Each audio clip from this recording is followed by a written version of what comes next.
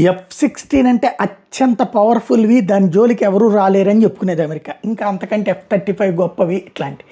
F-16 మన అభినందన్ ఏదైతే surgical strikes 2 అప్పుడే లేపడేశాడు. అది కూడా మిగ్ విమానంతో లేపడేశాడు. అంటే అత్యంత ఆధునికమైన విమానాన్ని అతి నాటు విమానంతో లేపడేశాడు.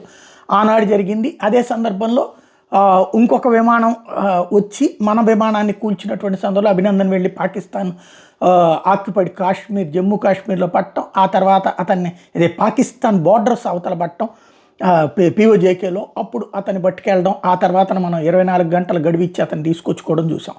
ఇప్పుడు F-16లో ఆ తర్వాత అనేకం కూలుతున్నాయి చూస్తున్నాం. ఇప్పుడు లేటెస్ట్గా F-16 ఫైటర్ జెట్ వచ్చేటప్పటికి తైవాన్ దగ్గర క్రాష్ అయింది.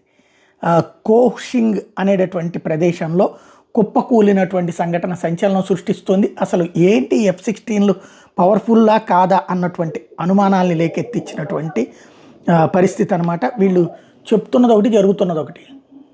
అది కూలిన F-16 విమానాన్ని వేరే విమానంలో నుంచి విజువలైజ్ చేశారనమాట. ఇది విమానమో బస్సులో నుంచి చేశారో తెలీదు. అక్కడి నుంచి F-16 కూలిందన్నది మాత్రం కన్ఫర్మేషన్ అనమాట.